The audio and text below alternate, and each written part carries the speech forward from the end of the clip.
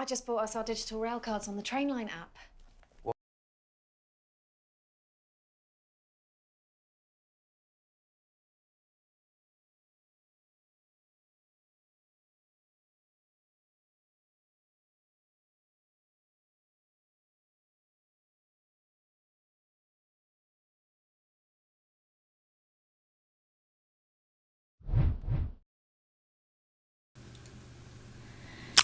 Hello!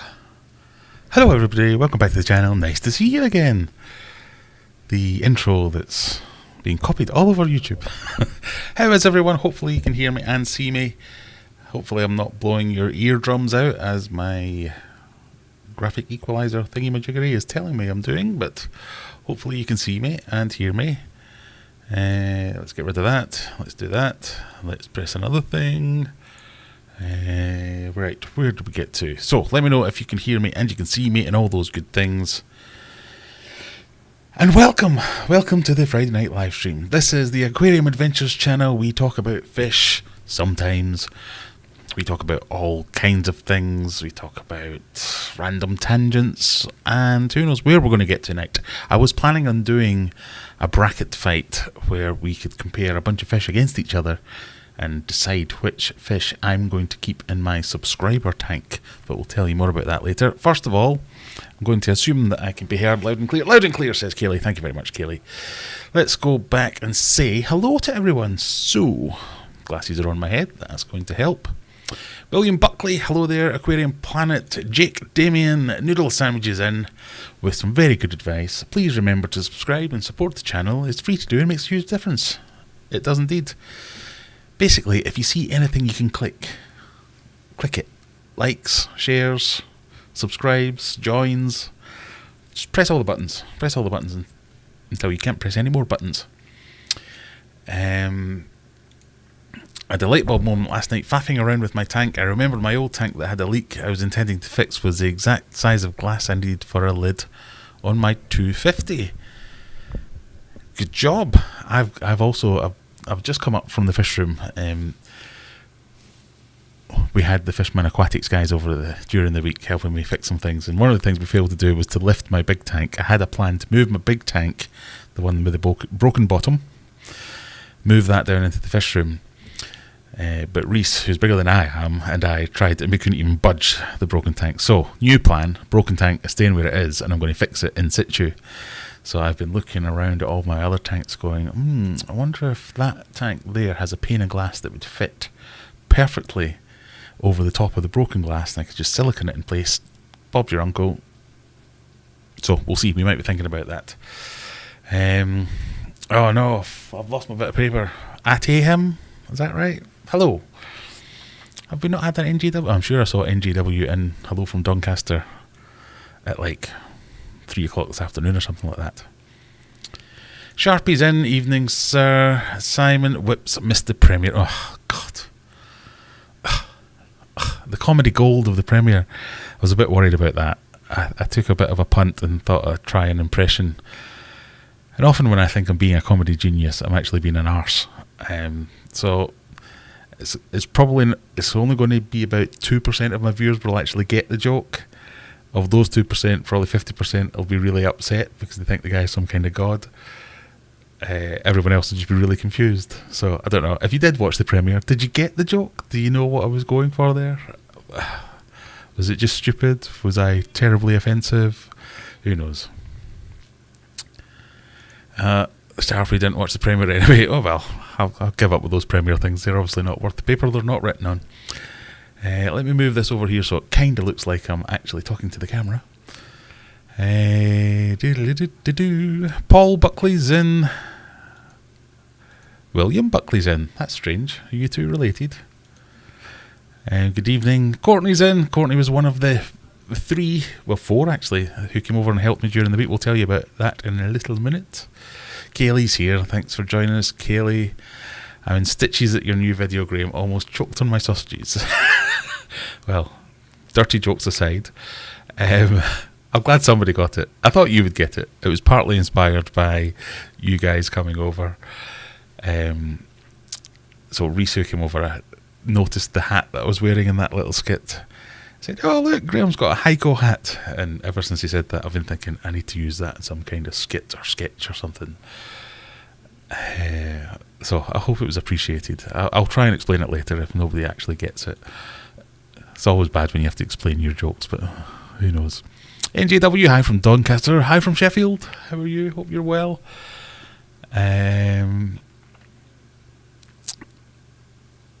Mark, Brennan, Michelle, Sears. Michelle made it to the premiere. Thank you, Michelle. Loud and clear. We can hear. The Trainline app is BS. Oh, I've obviously missed something. Loud and clear. Let's get to the bottom of it. Gordon Smith, hello from Aberdeenshire. That must be the furthest away so far. It's in a different country and everything. Oh no, Soren's in. I think. Soren, are you from Denmark? That's definitely further away than Aberdeen. Fishman Aquatics is in. Lily Loft's in. David Swain's in. Wilf Huckett, who turns out isn't Courtney trying to make me say a rude word. It is actually a person called Wilf, and his surname is Huckett. I wouldn't use silicone. I'd get some eco sticks. What, to stick down a pane of glass over another pane of glass? I suppose that would work as well. I only thought of using silicone because it's what I've done in the past, and it's definitely fish safe. Buy my book. Buy my book. I hope a few of you got that at least. Thought it was funny. Loved it. Thank you. Hello again, Mary Rhodes. Hello yourself. Stick like shit instead of silicone. Is that safe to use in fish tanks? I have no idea. I've never even thought about using that. Hello from snowy Oswego. That sounds far away. NY, is that New York? Hello from Norway. We're truly international this evening. Yes, Williams, my son, he's only 10. Oh, I apologise for swearing a minute ago then. To be fair, it is a brand name. Welcome, William. I hope you're enjoying your first... If you're only 10, why are you up this late at night? I'm pretty sure I tell my 10-year-old to go to bed at 9 o'clock. So, your dad's been very kind letting you stay up to watch this nonsense.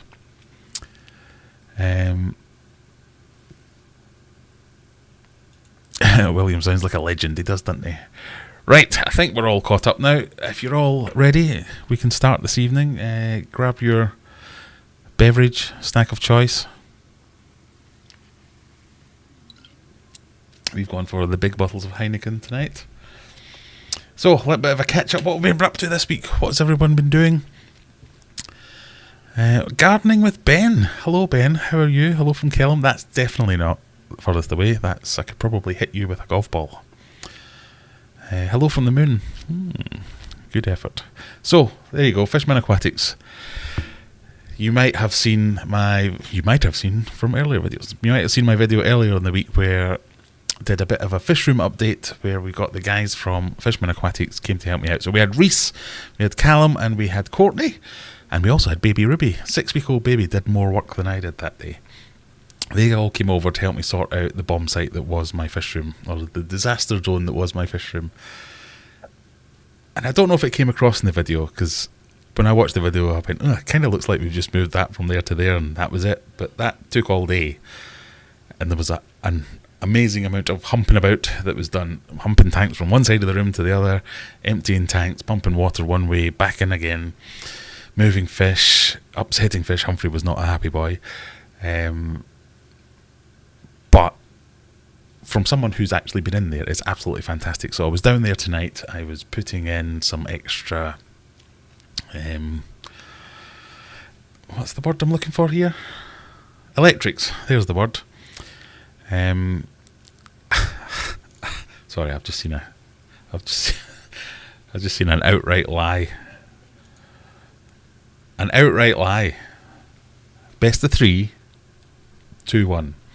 Anyway, been down putting some, tacking up extra electric lines, putting in my smart sockets for the lights and tidying up air lines and all that kind of stuff. It's just fantastic. Being able to stand and spread your arms out and move around rather than stepping over piles of nonsense and moving round and kind of scooching past things all the time.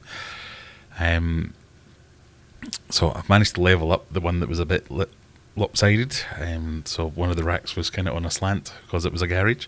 I've managed to level that up. Now that's looking good. It's a pleasure to work in there. It's no longer. I used to go in there and stand I'd just stand for half an hour going, where do you start? And the guys turned up Tuesday morning. Turned up. Had a quick feed at McDonald's. Let's be honest. Quick feed straight in, and it was just like, I don't know how to describe it. I'm so appreciative because if you haven't heard, and I don't know how you can't have heard because it's all I've bloody moaned about for the last 3 months. Well, just before Christmas I did my shoulder in. I seemed to do this shoulder and this elbow as well at some point, but it meant I couldn't really lift my arms above, and even on Tuesday I was trying my hardest to do the little bits that I could do, but my God, on Wednesday I was like a broken man. I could barely lift my hand up to put it on the mouse and move the mouse around on the computer. So just having people who could help me lift, I mean, they're not hugely heavy tanks, but there's lots of heavy lifting to be done, lots of boxes full of rocks. I did move a couple of boxes. Oh my God, what's in this box? Is it rocks? Yes, it is rocks. Okay. So loads of heavy stuff was moved around. Courtney following us with baby Ruby attached to her with a broom, sweeping up as we went, which was really useful. But it's nice, it's clean, it's ready to go. No extra tanks have been set up. If anything, I think we got rid of one tank and moved things around a little bit. But all the other tanks are there ready to go. So I filled up a bunch of tanks with water, put in filters, heaters. So I'm ready to go. I've got like 3, 4, 5 tanks, I think, just ready to go. I've got another half dozen that just need water, and then they'll be ready to go. I can start buying fish again. So happy. And as well as that, so what we've actually got rid of one rack and replaced it with a bigger rack. But where I had no space to put anything in before Fishman, so like BC and AD, where I had no extra space to put extra tanks before Fishman, I've got an entire 6-foot rack with 3 shelves on it with nothing on it, ready to be filled with more and more tanks, as well as a massive void in one side of the room where I can build a tank. I can put up another few racks. I've kind of almost decided, unless anybody really talks me out of it, I've kind of almost decided that I'm building a tank, because I reckon I can get a 9 or 10 foot tank by 3 or 4 foot wide, and that'll just take up that corner and that void and still give me plenty of space to swing cats and all those good things that you want to do. So that might be that's where I'm thinking of going. I have some ideas of what I want to stock in that tank, but there's also a little tiny bit in the back of my brain that says, no, just put another 2 4-foot racks in, and then you can get an extra 20, 30 tanks in that are a bit smaller. So I've still got plenty of space to put smaller tanks on the other racks and have one big massive tank, or I could just have a bazillion smaller tanks. We'll see. So anyway, that's what I've been up to this week. That's what prompted the Baiko Claire impression in my earlier video, and I can't speak highly enough of these guys. If you do nothing else other than just jump on their Facebook page, click like, click follow, jump on their YouTube channel. I'm sure one of them will put a link in the description at some point. Watch a couple of their videos, like a couple of their videos. All free things, all really useful for small businesses.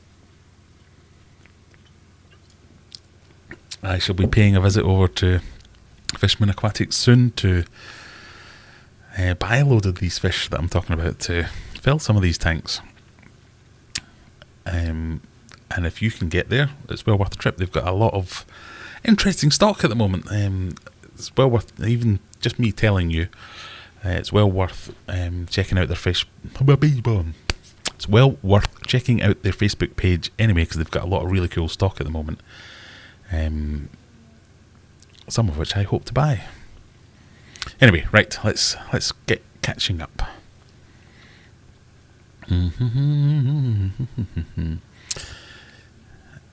Oh God, we've missed a super chat. Noodle sandwich with a £5 super chat. Thank you. Have a beer on me, good sir. I will. Thank you very much. We've had something else. Noodle sandwich has become a member again. Thank you, Noodle sandwich. 10 months now. Kaylee, Jack Daniels this evening. So, we need to talk about this. So, I do have a table tennis table at the moment, something we got just before Christmas. And Courtney, not only did she upset small children by beating them at table tennis, you know, little kids that you usually let win, and she goes in and smashes them around the place, stuffing it in their face. Yeah, take that. Didn't really do that. I went easier on her because, you know, it's a brand new mum, she's tired. I let her win a game. And then I couldn't help but win the next two games. What can you say? Lee Jones, sorry I'm late doing my water changes and trimming. No problem, thank you for joining us. Other bourbons are available, says Mary. Quite right. I'm a bit of a Jim Beam fan. That's my... There you go. Noodle sandwiches on the Jim Beam as well. Yes, I am. That's my favourite tipple. Next video, Graham dancing in his fish room. That's... You saw my chest, my open chest hair in the last video. That's enough for at least a decade before you have to put up with anything like dancing. How much dad dancing can I get away with? My shoulders are too sore to do proper dad dancing. Oh. Bulbasax. I have to think carefully before I say that name. Bulbasax. I'm so happy to be able to make it to your live streams. Time zones are difficult to manage. Much love from the US. Thank you very much for joining me. What is it? It must be, well, depending where you are, what can you be? 5 hours, 7 hours, something like that behind. So lunchtime-ish, early evening. Thank you for joining us.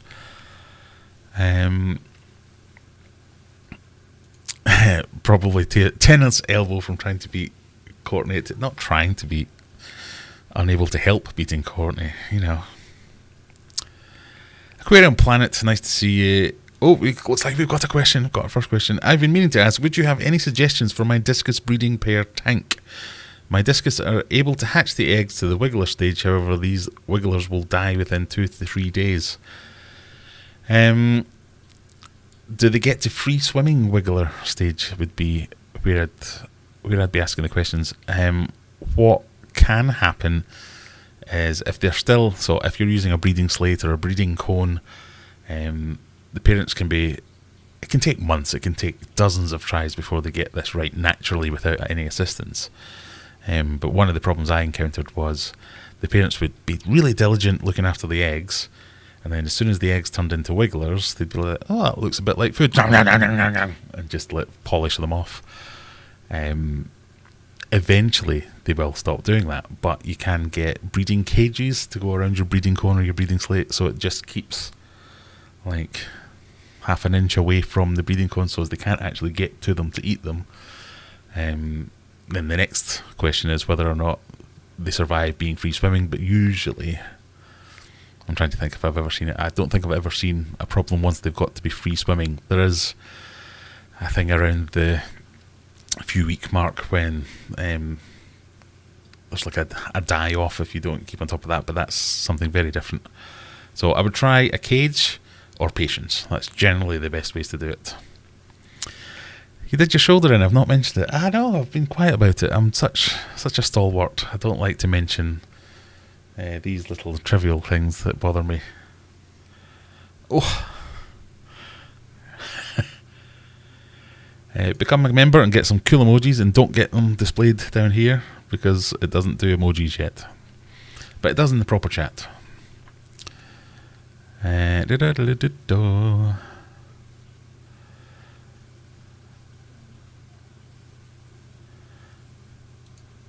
This is our YouTube channel. Thank you, Graham. Yes, the Fishman Aquatics YouTube channel.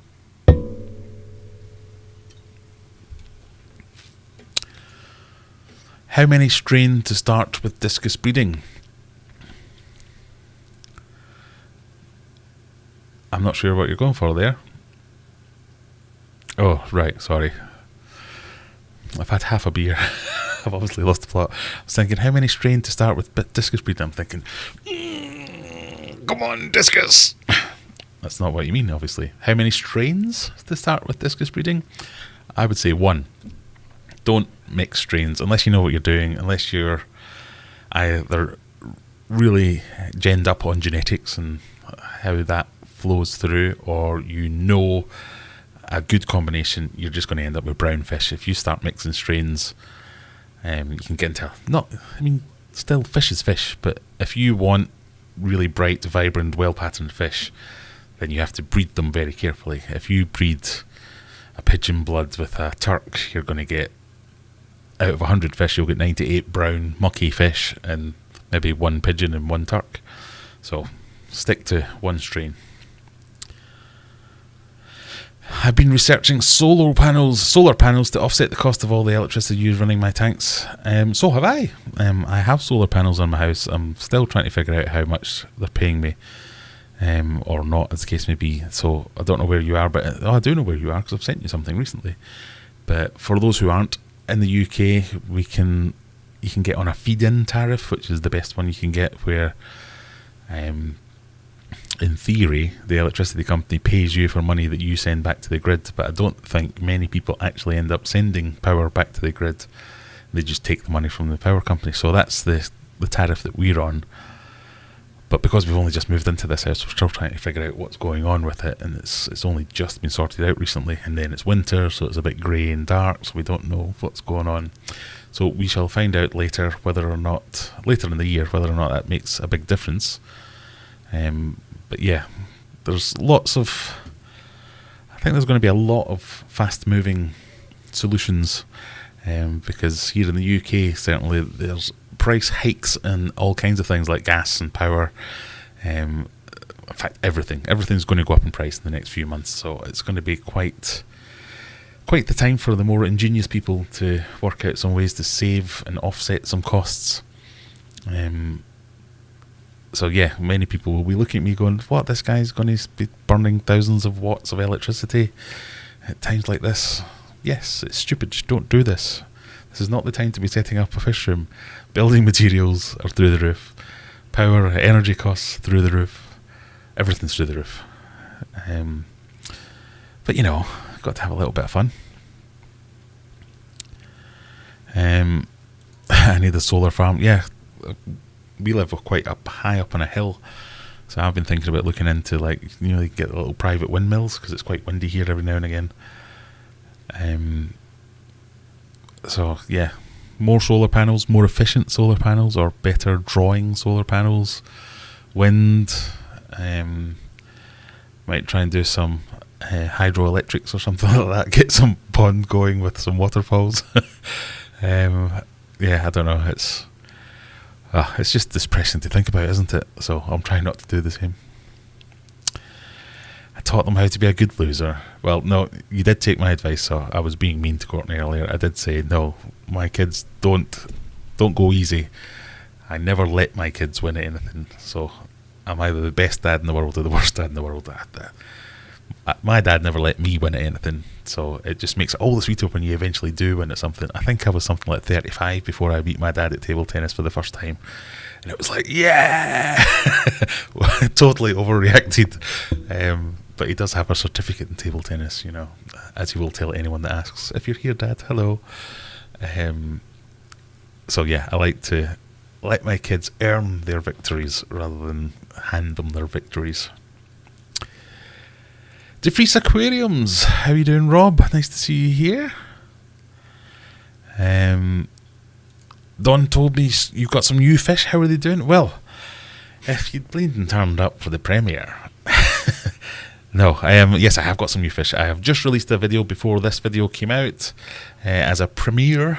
I got a bunch of new Discus. So there's a thing to talk about. I got a bunch of new Discus from Corbin Discus. Made the video saying, go and visit Corbin Discus, everyone. It's great. And he's just told me he's selling up.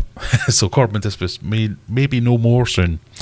So if you are in the market for some Discus fish, there's some good deals going now. So get yourself over to Corbin Discus and buy some. Right, let me catch up with the chat. Christopher Arneson, hello there. Right, Bulbasax is back. No free swimming. Wiggler with a breeding cone. Parent Discus do not eat the live wrigglers. The wrigglers will fall off the cone and die at the bottom. My usual pH is 6.5 to 7 and temperature 80 to 82. Right, 6.5 to 7, that's quite a big swing. So is it 6.5 or is it 7? Because that could be the difference. A swing of 6.5 to 7 will kill off eggs, fry, or could kill off eggs and fry. If they are getting to wrigglers and falling off at dying, then it's more than likely a water quality issue. So I'd be wanting to check on things like what your TDS is. TDS, for those who don't know, is the total dissolved solids. So it's just a number that tells you in parts per million how many solids you have in your water, but it doesn't tell you what your solids are. So it's really just the first thing you want to check. So it'll tell you how many, but one of those dissolved solids might be mercury or something really bad. But knowing your TDS is good for breeding. You definitely want it to be under 100, but the lower the better. And often to get good yields with Discus, you want to be using RO water and remineralising it afterwards and using that to breed with. But that sounds like a water. I'm not saying it's bad husbandry and you're a terrible breeder, but it generally indicates they don't like the water they're being bred in. So have a look at that maybe. If you create your own strain of Discus, what would you call it? Well, so this is the thing. For those of you who didn't see the video, and I think the more I think about it, the more I think I've fallen for the advertising. I bought one of the fish was called a Majestic Eruption, and I was just kind of walking around looking at all the fish going, oh, that's nice, oh, that's nice. Majestic Eruption. I'm having one of these. Tim, I'll have one of them. Majestic Eruption. I think I said I'm having one of them before I even looked at the fish. I decided I was having one and then decided which one I was having. I mean, how can you not buy a fish when it's called a Majestic Eruption? The rest of them are bonkers as well. Bamboo cobra. What does that mean? Exactly. But what does that mean? It doesn't mean anything. It's ridiculous. So the way that you name Discus fish is if you create a strain, pardon me, you get to name it. But the thing is, a Majestic Eruption is basically a Penang eruption, or possibly a spider face eruption, just a bit bigger. So these are really, you're not creating that fish, you're just rebadging that fish. But it's fine, whatever you want. So one man's fine line snake skin is another man's bamboo cobra or something like that. These are names that mean nothing and are specific to different types of breeders. So if I could create one, I'd definitely go down the Majestic Eruption route. It would be something along the Majestic Spliff Blaff. Just something completely over the top. I need to think about that for next time. What could I call it? I might have to come back to that. Skibbity skeep skeep. What's up, Grey Ham? Who's this Grey Ham you speak of? I'm a Grey M. Hello to everyone else too. Hello yourself. Christopher Arneson. I'm setting up a fish room too. Moving in 11 days. Can't wait for no hose. We'll do automatic water change, drains and such. Yes. It's really stressful moving a fish room. I'm not doing it again. Next time we move, I'm selling up, starting again. That'll be so much better. I burned so much money, caused myself so much stress, took up so much time. I rented a flat to keep my fish in temporarily while I sorted everything out. At the time, I thought that sounded crazy. As I was doing it, it felt crazy, and as I look back on it, it seems crazy. So, who knows? Right. My question as a beginner to start discus breeding is: do we start with 1, 2, or 3 strains? 1. I still don't get what you mean. Don't mix strains. If you want to breed, do we start with 1, 2, or 3 strains? Why not 4?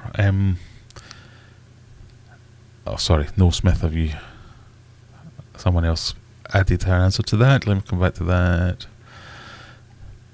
No, so if you're going to start discus breeding, the breeding should be contained to the strain that you're trying to breed. If you want to breed 3 different strains, then you start with 3 different strains. If you want to breed with 1 strain, you start with 1 strain. It's a lot of work, discus breeding, so start small is my answer. Start small, get good at it, and then expand. The breeding part, you don't have to actually get involved in. It's the raising of the fry part that's the bit that takes all the time. Just don't mix the strains. So if you want to start with 1, 2 or 3, it's up to you. I would generally advise, unless you're buying a proven pair, you're generally going to have to buy at least 6 fish of the same strain, hoping that 2 of them will pair off. So if you want to start with 3 strains, that's a minimum of 18 fish you're going to end up buying, which isn't going to be cheap. So I don't know, you might be a millionaire. So whatever you want, that doesn't really matter. Gamer O'Malley, what do you think of ADA aquariums and cabinets? Absolutely delightful. You get what you pay for, I think. Very expensive, very nice. Very nice, very expensive. Mutt discus yen. Yeah, much like mutt guppies. No, much unlike mutt guppies, whereas mutt guppies, you mix strains of... Sorry, I just saw that comment. Don't cross the strains, or was that streams? Yes, much unlike mutt guppies, if you cross different strains of guppies, you get interesting guppies. You very rarely just get brown, yucky guppies. If you cross strains of discus, you have to be very lucky not to just get brown, mucky discus. You'll either get something that'll pepper up to no tomorrow, it'll just be a plain brown fish. It'll be something that... Well, some people like them. I see them on eBay and places like that all the time, where people are going, "Oh, discus fish for sale. I want 3 of these. Got 3 of these for sale, 60 quid each." And you're like, "What the? That is disgusting. I wouldn't pay 6 quid for that. Never mind 60 quid." So yeah. ADA tanks are all overpriced and missing lids. They're generally missing lids, yes, because they're going for the open top, sleek look, designer tank type thing.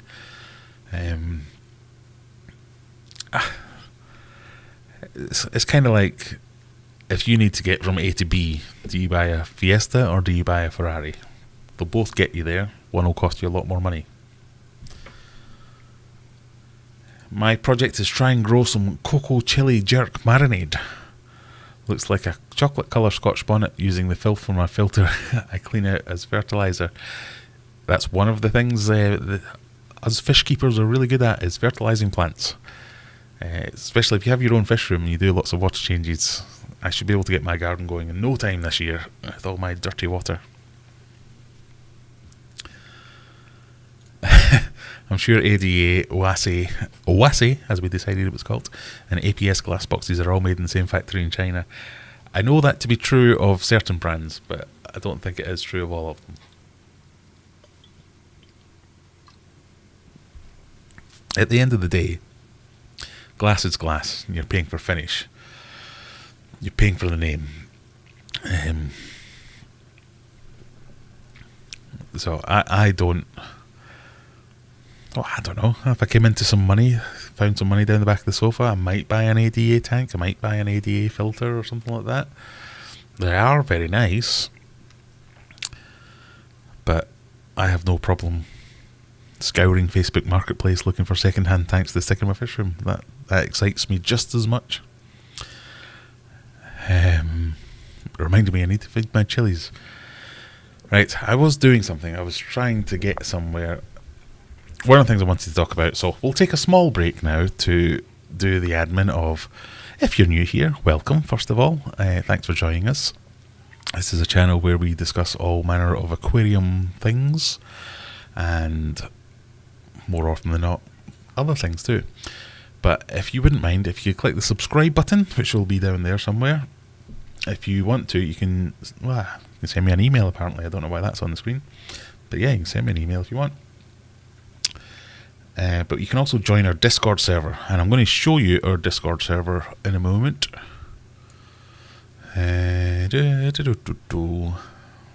Just be small face. He's gone away.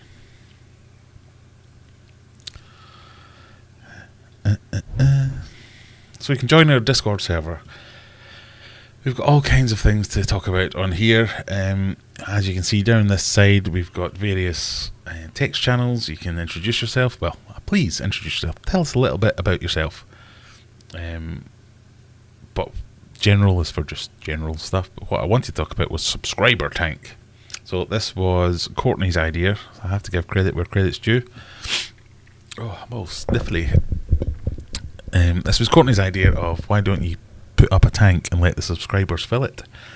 So what I'm going to do is let you guys come in here, tell me what fish you'd like to see on the channel, and then I'm going to have one of my tanks that, just to build a little more interaction, I'm going to let you stock it, and I'm going to go away and learn about the fish, see if I can find the fish to buy the fish, set up the tank for the fish, sing the theme tune, write the theme tune, and then you'll get to see that in the videos of me building out that tank. I'm thinking at the moment of using what used to be my office tank, so the old kind of 3-foot cube tank in there, but it doesn't have to be limited to that.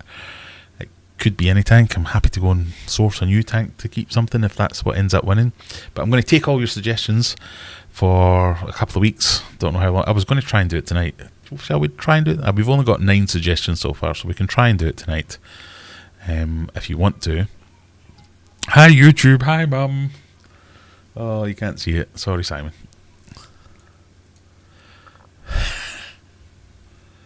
The screen doesn't quite go down far enough. Let's see if we can do that. There you go. So we can try and run it as like a bracket, you know, like the World Cup. Last 16, last 8, all that kind of thing. But we've only got 9 so far. So go in there, stick your suggestions of fish that you think would be interesting, be fun to learn about, fun to build a tank for, all that kind of stuff. And eventually we'll run a bracket fight. We'll pick out the number 1 fish, and that's the fish that we'll base the tank around. After that, we'll probably try and do... So I don't know. So just to run you through some of the suggestions at the moment: Congo tetra, rainbow belly pipefish, very cool fish, clown loaches, Bolivian rams, all that kind of stuff. So let's say clown loaches wins. So that'll be the focus of, that'll be the main fish in the tank. That'll be the focus of the tank, and the tank will be set up for them. Doesn't mean that'll be the only fish in the tank. So we might run subsequent tier lists and bracket fights to pick tank mates for them, or plants, or we might do it for the biotopes and all that kind of stuff. So if you have any ideas, if you have any suggestions, get over to Discord. The link is up there, and I'm sure one of my excellent moderators will put it in chat as well. Join the Discord server, say hello, introduce yourself and all that. Tell us what you're keeping, what you're interested in, all that kind of stuff. Or don't. I often can't be arsed for that kind of thing, so I don't know why I expect it of anyone else. But say hello. If not, just jump in the subscriber tank. Let us know what you think would be fun to keep. So that will be coming up in live streams to come. Well, we've already got a couple of extra ones in there. Nanakara Anomala. Even better if it rhymes. That's definitely good. African butterfly fish. Yeah, good suggestions. So you see where I'm going with this, where we'll build up this list. We'll play them off against each other, and we'll have a winner. And then we'll start researching, because I might not know about this fish. Okay, I'll rephrase that. I probably won't know about this fish. So I'll have to learn about it. We'll do all this interactively, where you can give me suggestions of, oh, they prefer sand over gravel, or you need to buffer the pH, or oh, this, that, and the other. I think it'll be fun. That's what I'm trying to say. Anyway. Where have I lost my comments now?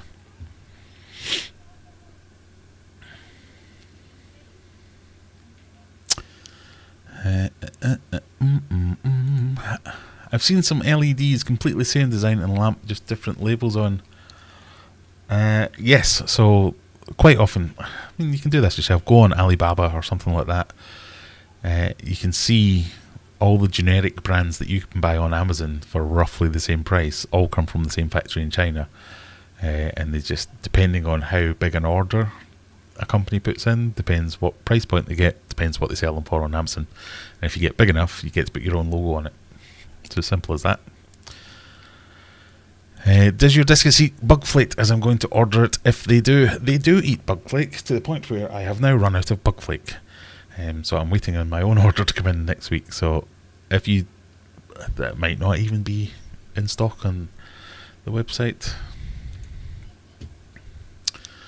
It's logged me out. Right, it can't be arsed to log back in again. If it's not in stock, I shall update it early next week when it comes back in stock.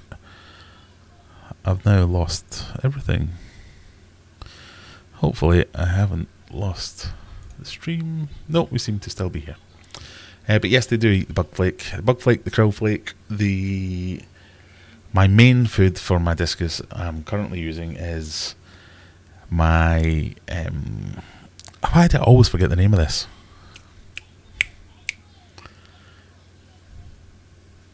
Soft Artemia. Oh, God. It's the soft Artemia. That's my staple. I've started using the cloverleaf Discus food as well, the absolute Discus. Quite like that one. Prefer that because it's a drier food, so it doesn't clump at all. It's good for using in automatic feeders. But yeah, if you're looking to feed Discus, my tier list for Discus is the soft Artemia, bug flake, krill flake. I do use the spirulina tablets, stick-on tablets, but I'll use all the stick-on tablets actually. Mostly for filming, but they're quite good as well. I say filming because I stick them on the tank. It gets them to come up to the front and I can take pictures of them easier, or videos easier. But they're good foods as well. Thank you for the advice. I'll check the water quality. Yes, it's a good place to start. Always a good place to start. Robert Kerr, big thumbs up to the big yin. I don't know if you've just tuned in, Dad, but I've just been telling you about my abusive childhood where you wouldn't let me win anything and how I've passed that on to my children. I was telling them how I had to wait until I was about 35 or 40 before I ever beat you at ping pong. And I'm going to pass the same thing on to my children so they appreciate and savour the victory even greater when it happens. But how it was hard to beat you at ping pong because you've got a certificate. In stock, well, it might be in stock on the website. I don't have any, and I'm expecting the order in early next week, so there might be a slight delay if you order it, and I'll get it out to you as soon as I can. Just grabbed an All Pond Solutions 7500 Kelvin 90 centimetre light for less than £40. Yeah, let us know how you got on with that. Sounds good.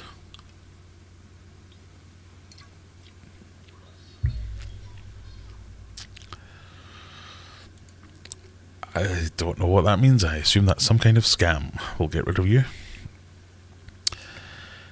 Is it noisy? In my experience of all APS stuff, it sounds like a Massey Ferguson. Definitely with tractors.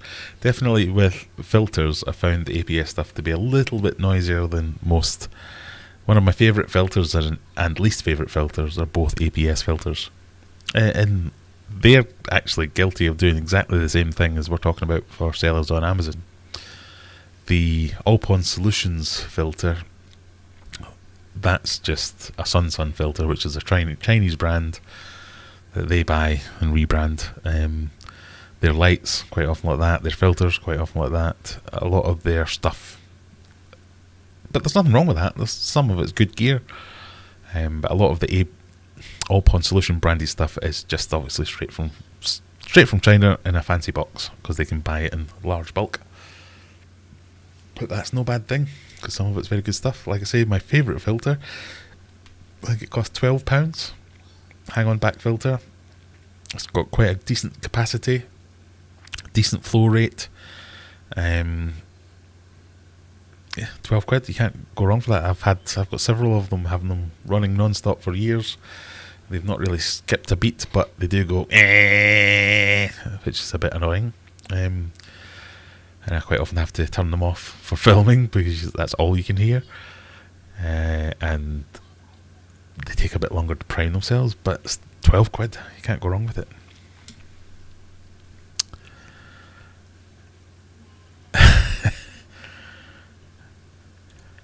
I'm here to serve. You're on top with promoting tonight. You can all promote. That's all absolutely fine. Right, we've nearly made it all the way through, and I haven't even shown you this yet. The latest piece of merch from good old Phil. He sent me a message earlier. Let me see if I can share that with you. Of course not, because that won't work, you diddy. So we'll do a giveaway after this, because I know you're all only here for the giveaway, really. Just give us our free stuff and stop rabbiting on about nonsense.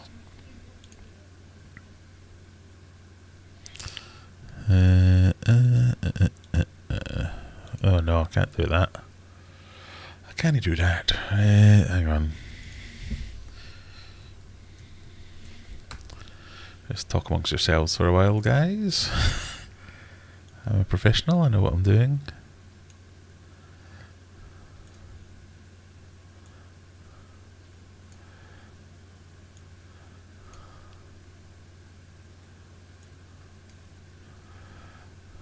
I'm trying to get rid of that so as it doesn't show someone's address. It's not going to be worth the wait, I guarantee. The latest in the merch line, what do you think? It's a key ring. So Phil's showing me a picture of that. It says they'll be on the way soon, so we can give some of them away soon. Calendars are gone. Oh, that was the other thing. I forgot to do that completely. Right, we'll do that next week. Calendars are gone. We're out of calendars. Calendars were going to be... I was going to take all the proceeds from the calendars and donate it to a charity. Ended up only selling like 3, maybe 4 calendars, so it's not the greatest of donations. So I was going to run some kind of GoFundMe, not GoFundMe, but just giving or something like that. I'd bump up the pot a little bit. We had a donation last week as well. I'll defer that to next week because I never got around to setting up any of the GoFundMe page or researching which charity specifically I wanted to send it to. I wanted to do an autism charity, but I couldn't. There was a few options. I was researching them earlier in the week, got distracted by bleeding work getting in the way. So we'll definitely do that next week. But if you want a giveaway now, we'll give away one of these key rings. So they're going to turn up next week, so I don't know when they're going to turn up, but if you want one, and you don't mind waiting a little while, UK only, I apologise, because of Brexit, basically. It now costs too much money to send anything anywhere outside of the UK. Not only too much money, it costs too much time because you have to fill in customs forms, and I have to look up codes for things, and I have to fill out forms to declare the code is appropriate for the thing, so as it's not going to be... There's pages of crap to fill out now whenever I have to send anything out the UK, so apologies, unless it's something that can be a letter, UK only. So if you want a keyring, say yes, I want a keyring. But we're going to go on to... What are we going to go on to? Oh, come on, Graham, you can do it. Nightbot, that's the one. Small face. Oh, I've broken Nightbot. Oh, there we go. So we'll do mods as well because nobody's got any of these ones. Yeah, look at that. If you become a member, you can flex your emojis, such as cock, please.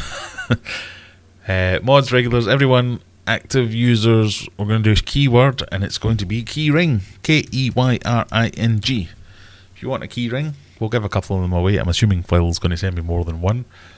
We'll give a few of them away, and you can carry a keyring around with a picture of a discus on it.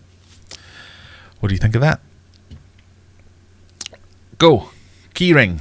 Type it in the chat. That's all you have to do. I'll catch up with the chat I've missed as I was rambling. Where did I get to? There we go.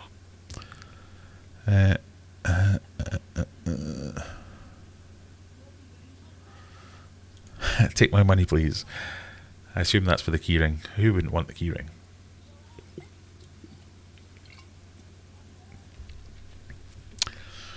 When does a home breeding project turn into a farm? I've got another batch of bristlenoses hatching Sunday. I think long ago in your case.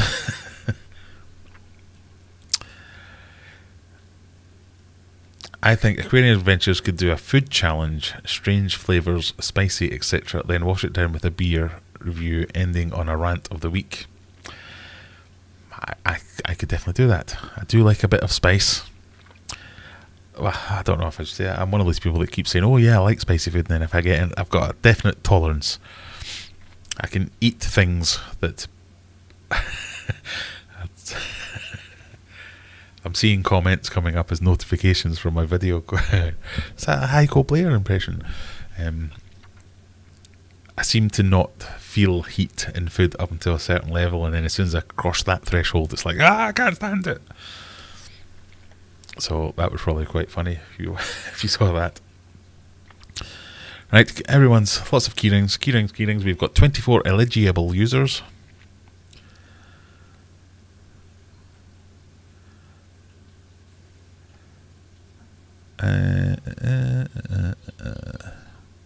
Oh, yeah, don't spam the keyword. Simon told me there's a button I can press to stop people spamming. Somewhere. Ah, there, right there. Right, I'm going to set it to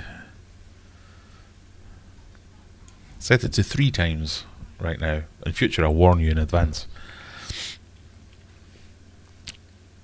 Last couple of seconds. If you want a keyring, type in keyring. That's all you have to do. It's very simple.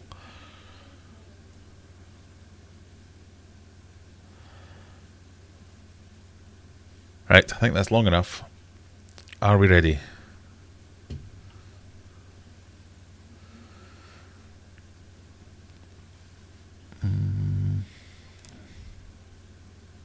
Right, no more extra users. Let's go for it. Drum roll, please.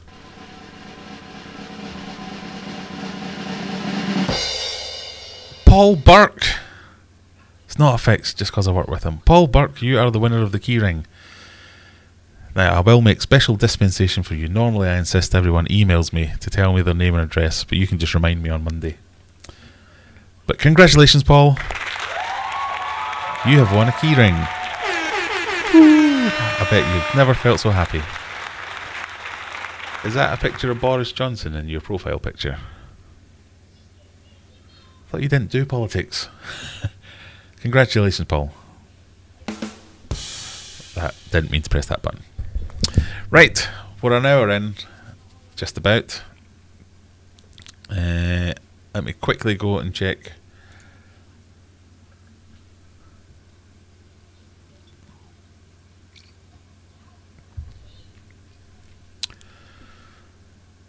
Right, sorry, I just had to check something else there quickly. All done. So, we've covered off the charitable donation will be done next week. The bracket fights we'll do next week if you guys jump into the Discord server and make some more suggestions. We've done one giveaway of keyrings. We'll do another one in quick succession.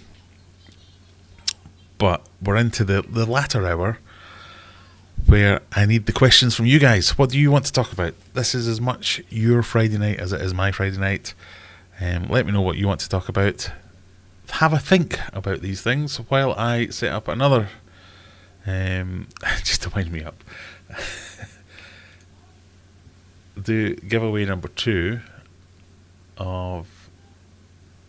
Oh, I can probably just do it again. Shall we just do it straight away? There's still 23 eligible users, so only Paul isn't. So, right, another quickfire giveaway. Who's it going to be this time? Dawn Ransom, congratulations, Dawn. You've won a keyring as well. That's what I meant to do earlier. Right, big face. So, like I say, think up some questions. You get to drive in the second half of the live stream. You tell me what you want to talk about. Ask me my opinion on something. Ask me to explain something. I can start by explaining my pathetic joke in the video we've just released. I'm just going to quickly double check. So we've got about 50 users, concurrent users at the moment. No, we're not. We had 50, it's now dropped to 40. I've obviously said something to upset someone. Pardon me. I'm just going to double check that I haven't been sued by Heiko Blair, because I did get a big red warning pop up in my YouTube studio. So let's take a quick look at that. No, we're alright. That was something completely different. So, to explain my joke, because that always makes it funnier. When the guys were over earlier in the week, they pointed out I had a Heiko hat. And Heiko Blair is a very famous, in the fishy world anyway, a very famous, or is he famous in his own mind rather than in the world? But he has written many a book, as he will tell you in any conversation. He speaks in riddles. He essentially claims to have invented fish. That's generally how I try and explain it. And it boils down to he tries to say he invented fish. He has gone on expeditions and written books, but he speaks in this just weird intonation with his language. And it's always about, yeah, I went to look for a discus fish, but I ended up discovering Africa. You're like, what? What? Where did that come from? And a lot of people on Tinterwebs, a lot of people who are much smarter than I am in the fishy world, he keeps trying to claim fish as his discovery or like a new breed, and he'll just take someone else's fishy picture, turn up the contrast to 110 and go, a new fish, I found it, this is the Blair Eye, whatever he calls it. So hence me changing all the saturation and everything on the camera. So unless you knew all that, that just looked really weird for 3 minutes of me putting on a voice, having an open top shot. He seems to always be almost naked, and I wasn't willing to do that to you. But yeah, you have to check out his Instagram, follow along to see what we're on about. He's always half naked, holding a fish over his private parts, saying something ridiculous. And any of the videos you find of him on Tinterwebs, it's just, it just makes you want to go, oh, cringe. So that's what it was all about. I thought I had to clear that up. But if you don't mind, go and check out the video. I've been doing alright recently with the videos. I'm now back to 2020 levels of views. So when I managed to get to, I used to have a benchmark that a video was alright. If I got 1,000 views in the first day, I was happy. And as soon as I started doing that consistently, I stopped getting 1,000 views on the first day consistently. As at one point, I was getting 1,500, 2,000 views in the first day, and then, I don't know, maybe a year ago, that dropped to like 500. Well, that's no different to the other ones. So I'm now back up to the last few videos I've all managed to get over that 1,000 views in the first 24 hours line. So I'm hopeful that we're back on the right track, and that me making a video taking the piss out of Heiko isn't going to tank my channel again. But you know, I thought it was funny. I've now lost the chat. I don't even know if I'm still streaming. Yes, I appear to be. So I thought I'd try and explain it. It is my channel. I try and have a little bit of a laugh every now and again.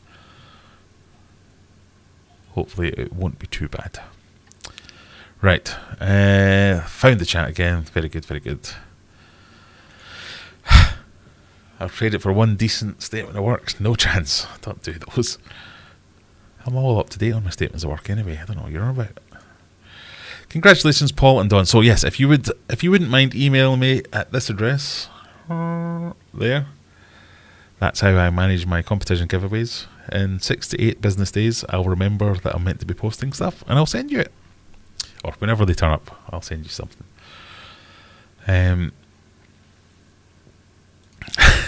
I do like a takeaway with a good name. I just found an amazing Mexican takeaway next to my work on Bath Road, Cartel Canteen. Yeah, there's a kebab shop called Abracababra that I used to drive past on the way home from work all the time. I thought that was genius. Just found out tonight that the house I'm meant to be moving into when the lease is up here won't be built until August. So me, and more importantly my fish, will be homeless for a couple of months. Oh dear, that's not good. So you need to try and find a short-term rental or lease or something like that. Well, luckily with your new job you'll have somewhere to store your fish for a while, I would imagine. If not, give us a shout. I'll happily do some preferential rates for boarding fish. Recommendations for a quiet air pump. A quiet air pump for a deep tank, as my USB air pump is not cutting the mustard. Also, can we modify or make them quieter? So, I mean, USB isn't the problem. It's the pump that's the problem. Is it one of these? What are they called? There's a certain type of pump which is usually USB powered. It's like electromagnetic. I'm going to have to Google it. It's going to annoy me.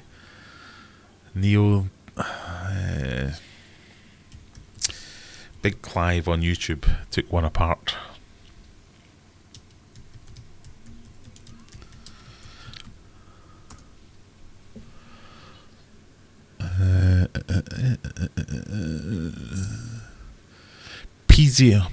Piezoelectric, that's the ones. Is it one that looks like... Want video content to engage your audience? Shut up.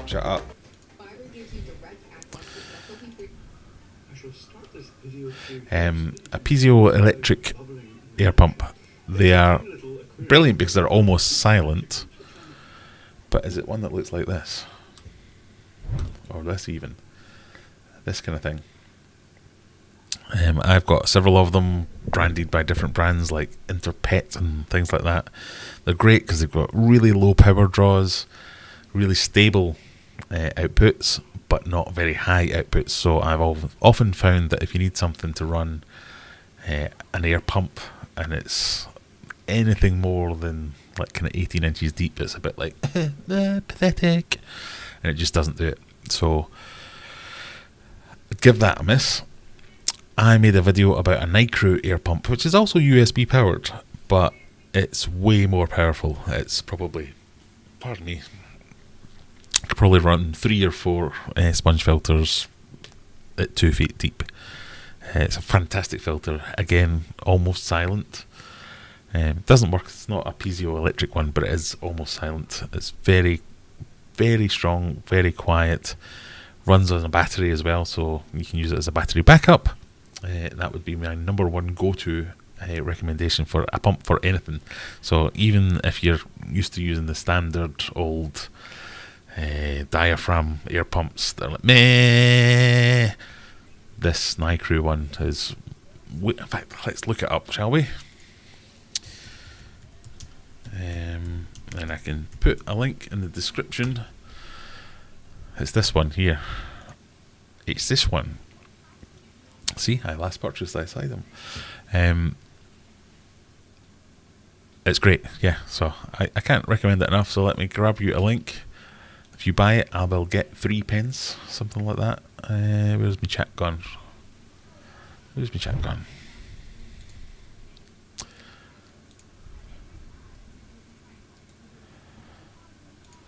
Because it'll be an affiliate link.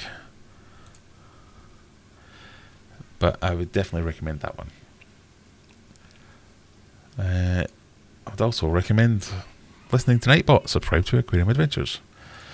I would like to get your thoughts. Do you think you could put a betta with floating log and plants on top, like a 6-shelled Let's start that again. Do you think you could put a betta with floating log and plants on top and like 6 shell dwellers at the bottom with a bunch of shells, multis in a 10-gallon or bloodbath? The answer's maybe. I would say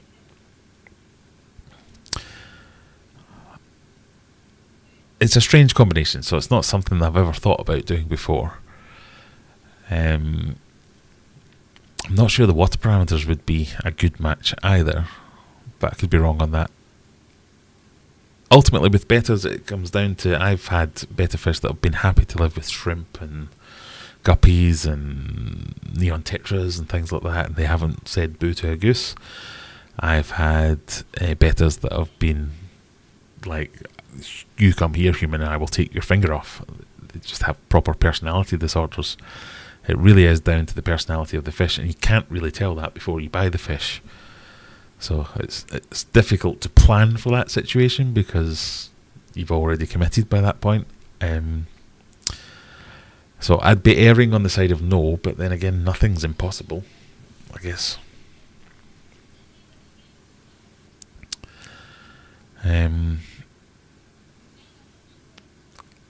It's just you threw me with that one because I've never thought about that. I mean, I don't know how aggressive, because multis are effectively cichlids. They are cichlids, so they might not be happy about it either. They can get quite defensive with each other when they are breeding. So I don't think they'd be scared. They're probably about the same size, if not a little bit bigger than most bettas. So they might take offence to a betta that's being aggro with them. They might be aggro back. So yeah, I'm not sure how good that would work out. My vote would be a shredded betta. There you go. Sharpies. I think you've kept multis before, haven't you, Sharpie? You might know. How long did it take you to get to 1,000 subs? Oh, I can't remember now. Quite a while. I started this YouTube channel. I think I talked about this. I made a video at the start of the year about how much money YouTube pays me as a small creator. And I worked it out then, I think. But I can't remember what the answer is. So go back and watch that video. That'll tell you. But basically, I started the channel years and years and years ago just to record my fish. So there might be 3 years worth of content of no speaking, just me taking 10-second videos of a fish, and then coming back 6 months later taking another 10-second video of the fish to see if it's grown or changed colour or all that kind of stuff. So I didn't think about having a YouTube channel for many years until I got into it. I think I first noticed when it got to, I think I got 300 subscribers, and it kind of made me go, oh, hang on, I don't know 300 people. Who are all these people that are subscribing to my thing? And then started speaking in videos, and got to 500. Went, oh, that's the thing. And I think somebody sent me something for free to review or to try out, or I can't remember what it was. And I thought, oh, this is quite good. And I got in just before they did the cut-off thing where you had to get 1,000 users, 1,000 subscribers, and 4,000 hours of watch time before you could be monetized. So I was always getting a little bit of money, but it was like every 6 months they would send me 10 quid or something like that. So I never actually claimed any of the money. It just sat in the account. So it wasn't until then, there's money to be made here and all that kind of stuff. But it was more, so I didn't really aim for 1,000 subscribers or try and do YouTube. It just kind of happened because I was more into the whole community side of things. I liked the fact that I could talk to people anywhere in the world. They'd be joining Facebook groups. We'd have, not necessarily through YouTube, but they'd recognise me through YouTube. Oh, you're the guy that made that video about that filter, or that's the brine shrimp guy, or whatever it would be, and we'd catch up like that. So it just kind of happened, and then eventually I thought, this is fun, this. I realised there was an algorithm to try and trick or beat or understand, so I tried to do YouTube for a while, and I think I got like a couple of thousand subscribers after that.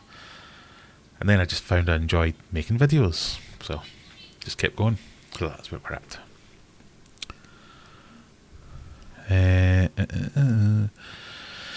What are your fishy plans for next month? Next month I will be mostly buying fish tanks. Next month I will be mostly fitting out my fish room, buying fish tanks,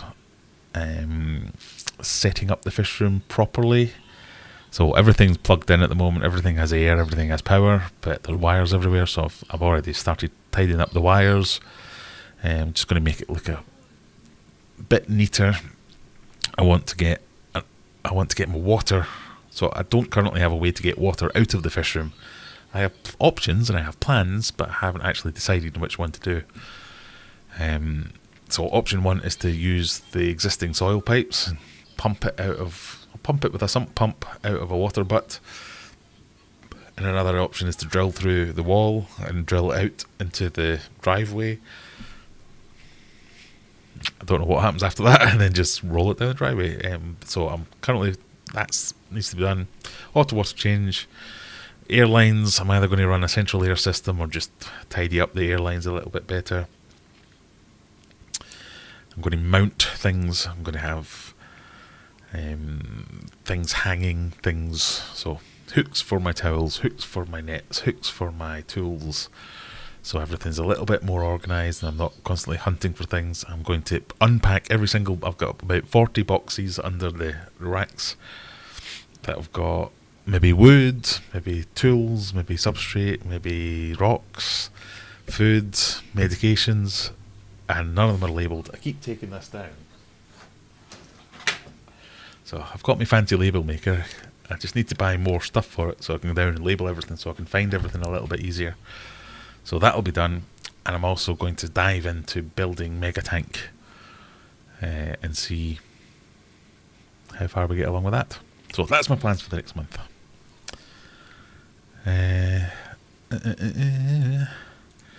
Pizio, that's the one. That's what I was thinking of. Pizzo. That's something. The Eheim Air 400 gets good reviews for being quiet. Yeah, there's a few good quiet ones, but the Nicrew one is quiet and cheap and very good. So that's why I'd go for that one.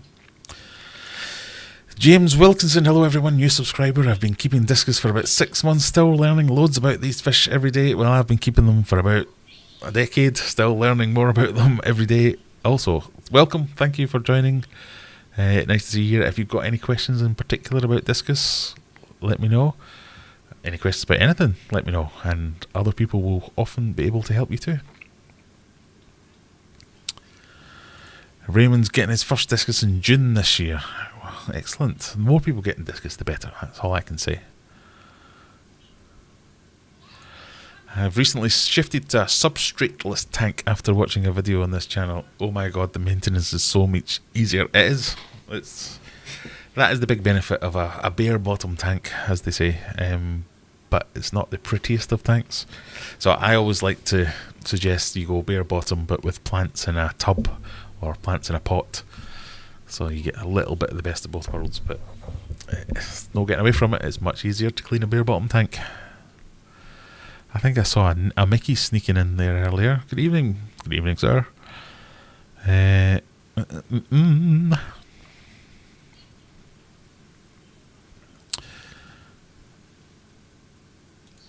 Oh, what's your shot on the t-shirts? Right, so Raymond emailed me earlier. I hope you don't mind me sharing this. Someone might steal your idea. So Raymond emailed me in the week. Someone else emailed me as well. I've got people now recommending Fluval Flexes that they find on eBay, which is excellent. Keep that shit up. So I think that was Rob. If you're here tonight, Rob, thank you very much for that one. But Raymond had a great idea for a t-shirt, and I liked the idea. I did mean to get back to you. Oh, God, I'm terrible at getting back to people. I think the problem I have is I'm not a t-shirt manufacturer. And even the place where I get my t-shirts, so all my merch and stuff it's all nicely embroidered. It's not like stick-ons or anything like that. It's proper good stuff. If you buy it from my website rather than Spreadshirt. but we don't manufacture the t-shirts themselves, so they buy in the hoodies, the t-shirts, the polo shirts and all that, and then they embroider onto those. They don't make the t-shirts. So Raymond's idea was a t-shirt with, like, was it removable arms, or at least you could Velcro, you could roll it up and tie it with Velcro so you didn't get a wet arm when you were cleaning your fish tank, which on the face of it's fine. I did think, well, can't you just roll up the sleeve of your t-shirt? But I like the idea. I wouldn't know where to start in building out a manufacturing base for t-shirts, because I don't know anyone that makes them with removable arms, and that's kind of just a tank top, isn't it? I don't know. So I like the idea. I'd love to get on board with it, but I don't make t-shirts. So great idea. Hopefully someone else will pick it up on it.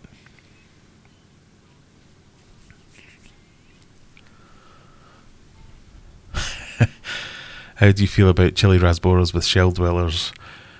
And the answer, if the Rasboras go anywhere near shell dwellers containing eggs or fried, they'll become X-sporas.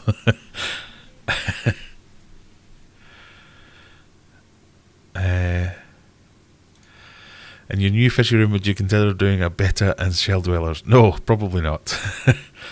I like your thinking there, Raymond. You get me to experiment and see whether or not it works, and then everyone else will try it. But no, I do like the idea of doing shell dwellers. That's definitely, they are on my, I have a list. I don't know where the list is, but I have a list of fish that I do want to keep, and shellies are in there. I kind of had an idea about getting a long low tank here and keeping shellies in that. But yeah, because I'm led to believe they're quite prolific breeders. So if I start them off in a tank down in the fish room, we may soon be able to expand.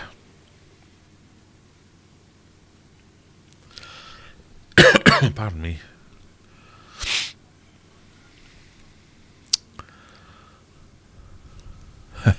Bicycle clips, just for keeping soggy sleeves to a minimum. Just embrace the soggy sleeves, that's what I say.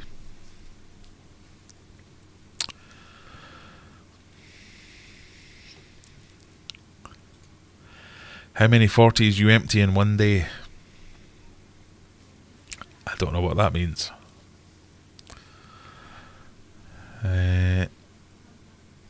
Autos. I do love an auto. Where's the question? Let's find it. Michelle says, I have 2 Cories, 2 Angels, 4 Platies, 2 Dalmatian Molly, and 5 Black Phantoms in a community tank. What fish could I add? Not guppies, they have their own tank that will be peaceful. Autos is a good shout on that one. I'm not seeing any bristlenose pleco in there, so I know a guy that's got a lot of them. Could probably sort you out. I'd probably be looking to bump up the number of Cories. I don't like keeping... I like keeping groups if I'm keeping Cories. So, I mean, a lot of people say you shouldn't ever keep less than 6. I think that is a good number, but I like to keep a group of Cories. I'm sure 2 are fine, and that's not too big a problem. Depending on the type of Cories as well, I guess. 2 Angels, 4 Platies, 2 Mollies. So Platies and Mollies, I don't want to say they're the same thing, but they're kind of the same sort of fish. Live bearers, live in the upper to mid to upper. 5 Black Phantoms. I mean, the Angels are sticking out to me there as being harassed. So in my experience, Angels are fine until they get fed up with another fish. So I have a tank full of angel fish which currently live with a what the hell's it called? It's an albino Danio. That's the word I was looking for. A Danio, and it just spends all day zooming about like, wait. It's like the idiot of the tank, and they used to terrorize this thing, because I think they upset them. Now they've slightly calmed down eventually, but I used to have 3 Danios. That's where I'm going with that story. And Angels seem to just turn like that, and they'll just wipe out a tank when they get pissed off. So I'd be a little bit worried about them. I'd probably be looking to up the number of angels to spread out the aggression a little bit. Up the number of Corys, Platies, Dalmatian, Mollies, and 5 Black Phantoms. Nothing wrong with that, I can't see. Peaceful fish. Peaceful fish. So autos are definitely peaceful fish. Bristlenose plecos are definitely peaceful fish. Something like... I mean, it's quite a busy tank already. I was going to suggest some kind of rainbow fish like the Panchaks, the blue neon dwarf rainbows. They do quite well in community tanks, but it's getting quite busy now. I'd probably just be looking to up the numbers of the ones that you've got. Unless there's something you really want to keep, then just figure out a way to do that. I have a 230 litre aquarium for my 8 Discus. Is there an external filter you would recommend for this size tank and bioload? I currently use a Crystal Profi E90. Is this enough? It probably is enough. 230 litres, that's big but not massive. You could be looking at something along the lines of a Fluval. So I'm a bit of a Fluval fanboy. I'd be looking at a Fluval FX4 maybe, or a 406, or the equivalent Eheim, or the JBL Crystal Profi E90. Is well, I'm going to have a look at that one. I can't remember which one that is. Let's go small face. Ooh, nearly spilt my beer. That would have been catastrophic. JBL, no, not on the page. There we go.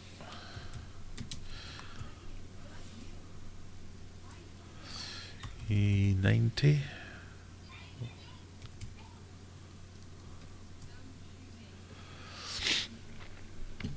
Why can I not see any results?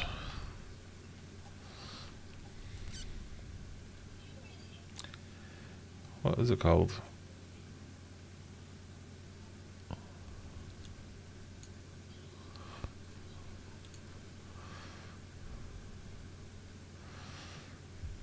Yeah, well, is it one of these ones that's just been renamed with a new number? Yes, one of the bigger ones. If it is this one.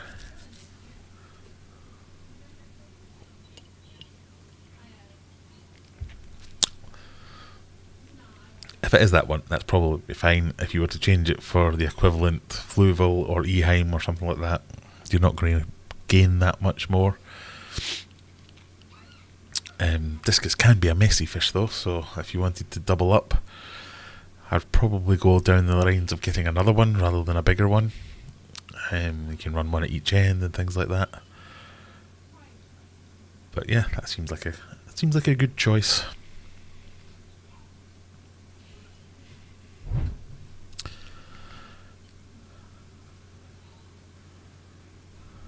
E900. So let me just double check that that's the same sort of thing.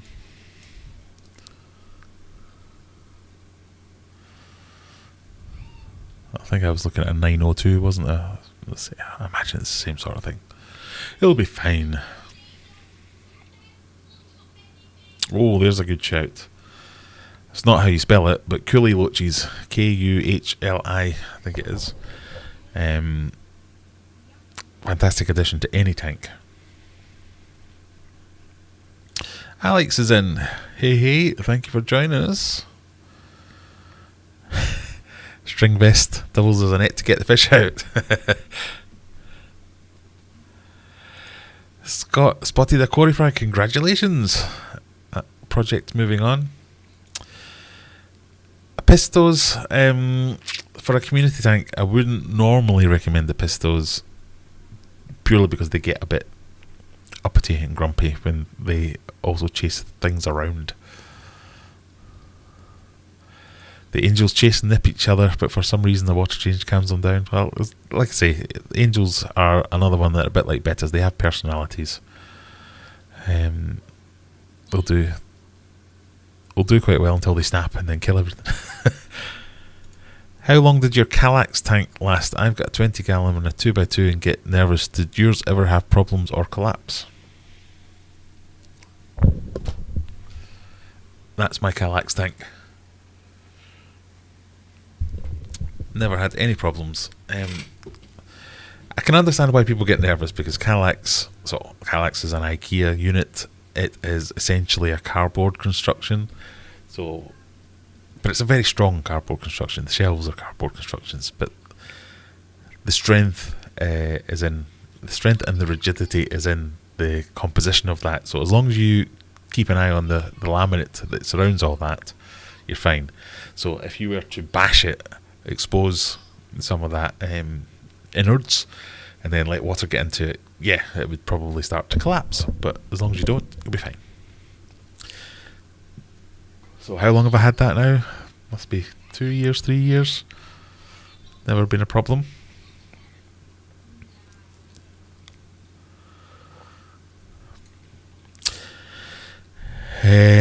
The tank is 125 litres. I saw some Jack Dempseys in a fish shop, but I wasn't sure that they would be aggressive. Generally, yes, they would be. So I might be looking to... I mean, Jack Dempseys are awesome. I often look at them and go, oh, look at that. Let's get some of them. Pardon me. I just smacked it with my hand and said, pardon me. I often look at Jack Dempseys myself and think, oh yeah, I'll get some of them. But they can be a bit arsehole-ish. Especially with the smaller fish that you've got in there. So they would probably upset the angels, they would probably chase the live bearers, everything would upset them. Yeah, it would turn into a bit of a carnage.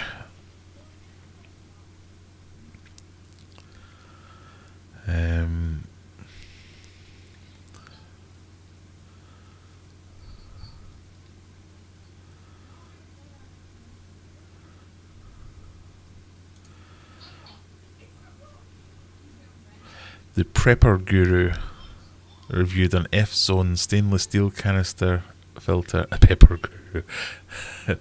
Pond Guru. I've often thought what he reminds me of. Yeah, it's a prepper, isn't it?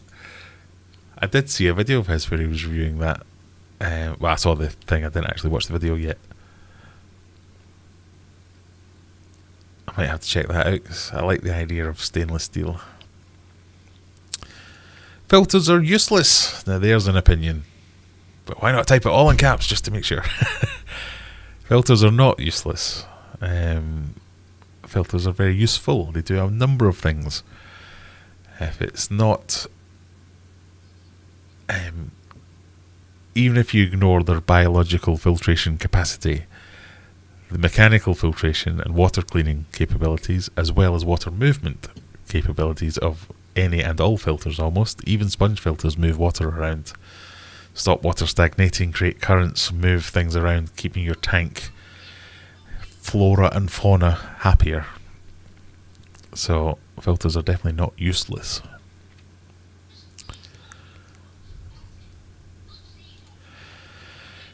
Yeah, doubling up in the filters, that's where I was going with that, is you have a bit of redundancy there as well.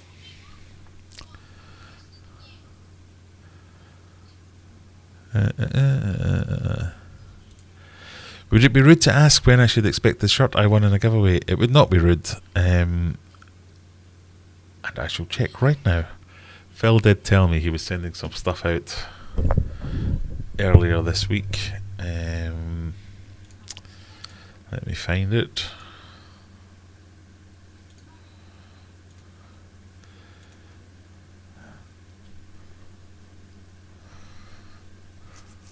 Everything's dying a little bit.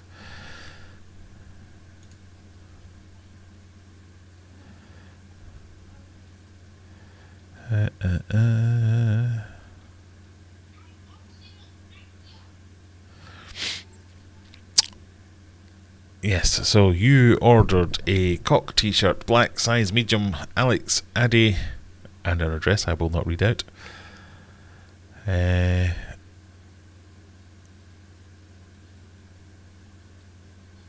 Yeah, on the 17th. So, I mean, it does take him a while to get round to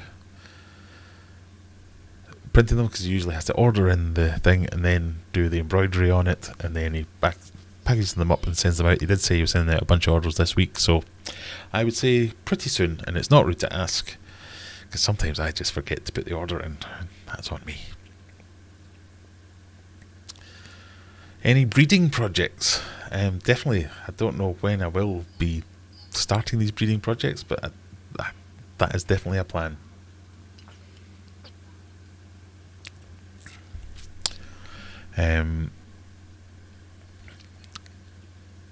Discus. I'm going to have another go at Discus. I'm going to have another go at Discus at some point. Now that I've got a bit more space and I can dedicate some more tank space and time to it, we'll give that another crack. But at the same time, I kind of just want to keep my Discus and enjoy looking at them. But now that my Discus breeder is closing down, I might have to just go and buy a poop load more Discus. And keep them, wait for some to pair off and have a breeding project there. I want to do Cories, because I have bred Cories in the past, but never on purpose, if that makes sense, or never properly. It's been I used to have 6 Cories, now I've got 9. Whereas I'd like to do that a little bit better. I'd like to get some pea puffers, see if we can get them breeding. I'd like to... My Discus breeder gave me a long fin bristlenose pleco, so I might get him. Yeah, as a him. I might get him paired up and see if we can get some long fins going. I want to get loads of shrimp, get them moving, get back into the endlers properly, give them a bit more attention, a bit more space. I sold a load of my guppies, a load of my endlers, just to take down some of my stock, just so I had a bit more space and it was a bit more manageable, where everything was all up in the air. But I found I've still got loads of fry, so where I thought I'd sold everything, obviously there was things hiding in the Java moss or whatever, so now I've got bunches of fries, and I've got that whole, what is it though? I can't remember, I've moved the tanks around, and so we'll see what they turn out to be. But yeah, I don't know what, but definitely.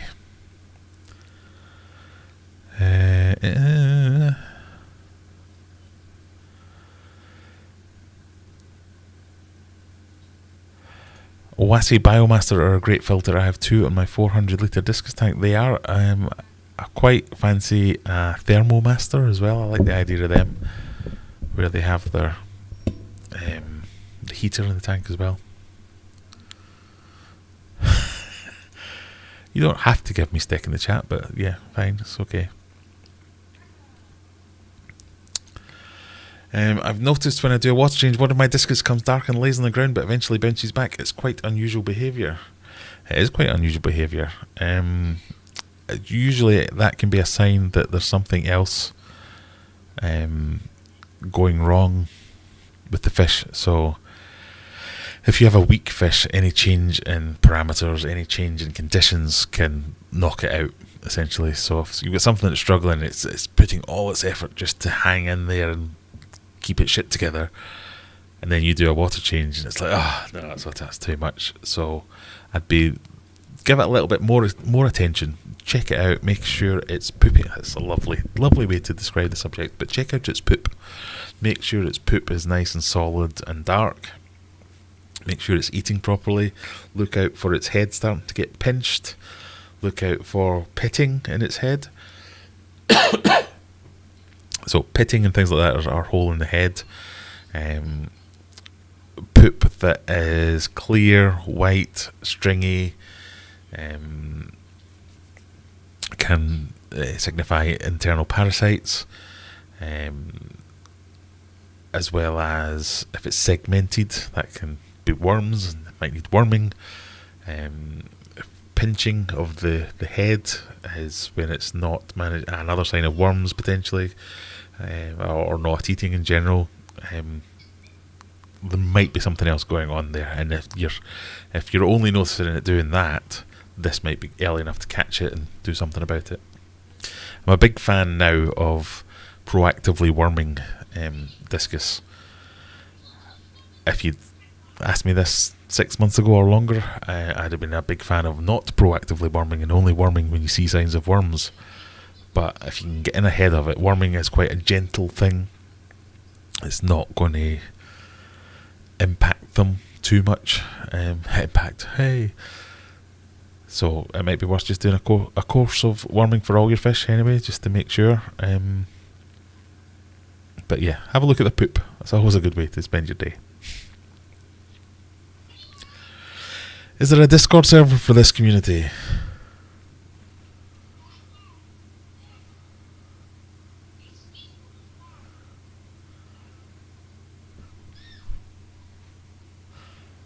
Yes.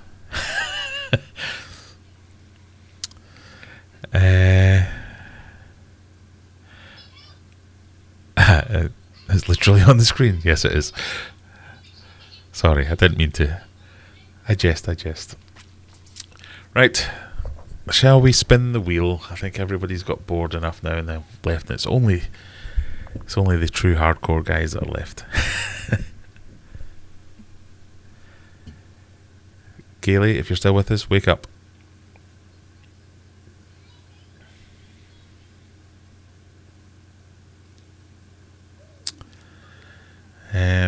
My angels play dead for a short time after a big water change. It's the shock of the freezing cold water. Yeah, I mean, it's not a great idea to endorse huge temperature swings when you're doing water changes. It's not terrible, but try and avoid going more than a couple of degrees, because it can do all manner of things. It can shock fish. It can make them spaz out and smash their faces off things. It can cause problems. Yes. Never a truer sentence was spoken. A large part of this is staring at your fish's bottom to see what comes out and how often. It's true.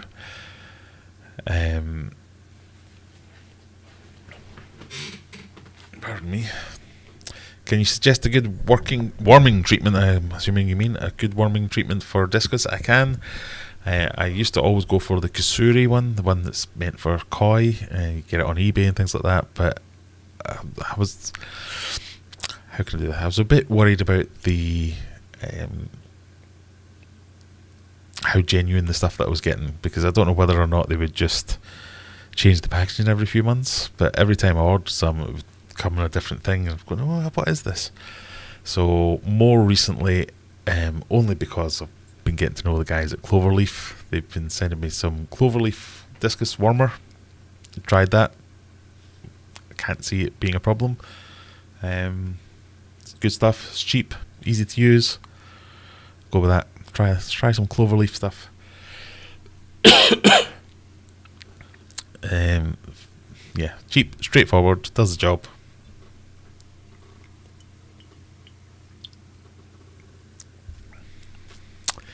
Could you show which one that is? I have no idea how to spell it. Let's see if I can find some.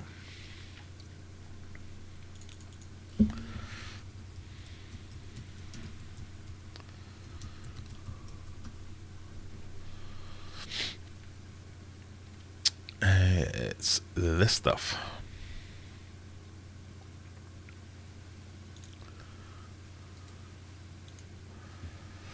Where's the chat gone? It's not there. It's not there. There you go. Link in chat for an Amazon Kusuri. No, that's not the Kusuri. That's the Cloverleaf Absolute stuff. Right. Last giveaway.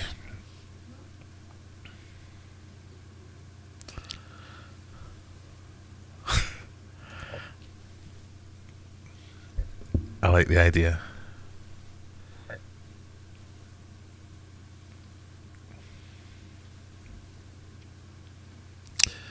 Right, Kaylee's awake. We'll do the wheel, shall we? So, first of all, we'll see what the prize is by spinning the Kaylee wheel, which will appear here-ish. Are we ready? What will it be? Hopefully not a pen, because I don't have any of them. It's a pen. Okay, we'll spin that again. I need to update the Kaylee wheel, because we don't have any pens left. It's a goodie bag. Right, we're going to have a goodie bag. Goodie bags will contain... who knows what they'll contain. They might be food, it might be stickers, it might be merch, key rings, hats. random tat might be a pot noodle. Who knows? And that's the beauty of the goodie bag. I'm not committing to anything. Who knows what will be in it? But there'll be some stuff in it. You'll win some stuff. That's always good to see. Right. Now, who is the winner of the goodie bag going to be? We're going to do the numbers one.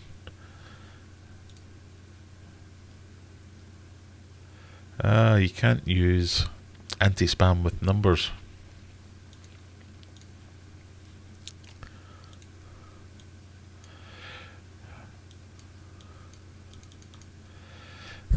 Right, the keyword will be Heiko. For our good friend, who hopefully isn't litigious, Heiko Blair, who I took the piss out of in my earlier video today. It might be algae wafers, you never know. Type in Heiko in chat and you can win a goodie bag. Again, there are rules to this. You have to be in the UK because it's going to be a goodie bag. You have to be a subscriber. You have to not turn off the stream. You have to click the like button. Who knows? You can. Oh, you have to email me and tell me where you live. Not be like. I've been getting increasingly upset by people not telling me where they live after they've won a prize. I mean, it's been a few months since SAP now, but somebody once said, why would I tell you where I live? You're a weirdo on the internet.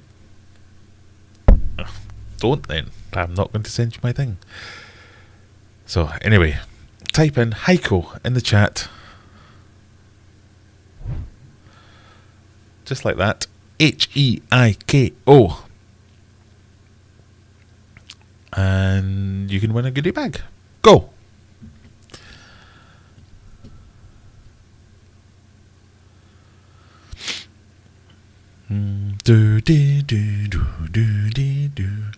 Yes, Discord is a fantastic place to show off your tanks or have a look at other tanks or just get some inspiration for what you might want to do with your tanks. Roll Bar Argenti. I have a question about my reef. Oh, salty. My ALK is 14 to 15, very high, and calcium 300 to 320, very low. Where is the problem?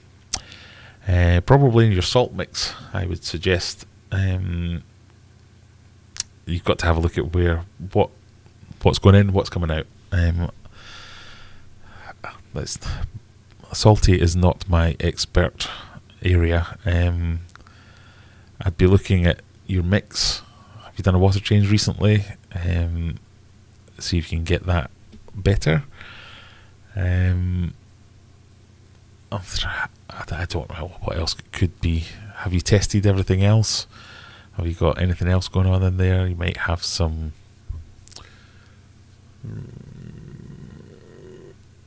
I don't know. What could be? Why would your alkalinity?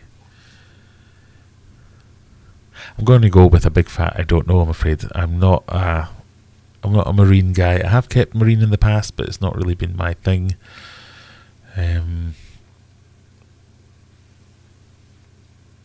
Why would the alkaline be high and calcium be low? Why would that happen?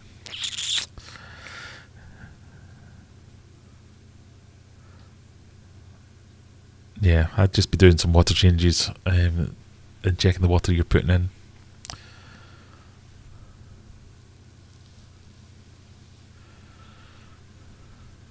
Got lots of Heikos being there.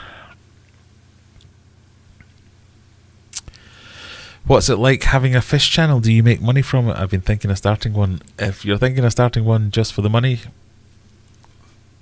think again. I did release a video a couple of weeks back at the start of the year. Every year I do a bit of a how much YouTube pays me for my videos type video. So go and check that out. It's not much. Until you have millions of subscribers or hundreds of thousands of views every month, you're not going to get much in the way of money. I mean, it's nice. Don't get me wrong. It helps pay some of the bills. It goes towards feeding my fish. It helps me advertise my own line of fish food.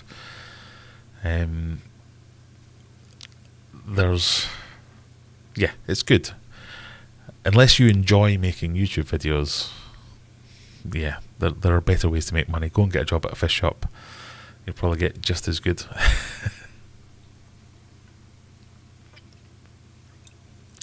There's also a bar. You have to pass a certain level these days. So you have to have 1,000 subscribers before you get any money at all. And your first 1,000 subscribers are your hardest 1,000 subscribers to get. So it's quite difficult. Where did you get the on-air light behind you? I got it from my... Where did I get it? It was a Christmas present. I got it from my sister-in-law, I think. Right, I think we've got enough people. Are we ready to roll? Right, drum roll please, everyone. Thank you very much. Good luck, everybody.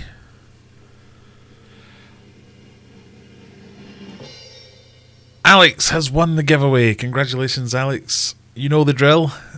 Just send me an email. Oh, pardon me. Send me an email. Remind me where you live. If you wouldn't mind, also tell me what you won. I will check, so don't take the piss. I will tell me what you won. So say, I won the goodie bag. My address is, and then I'll send you some stuff.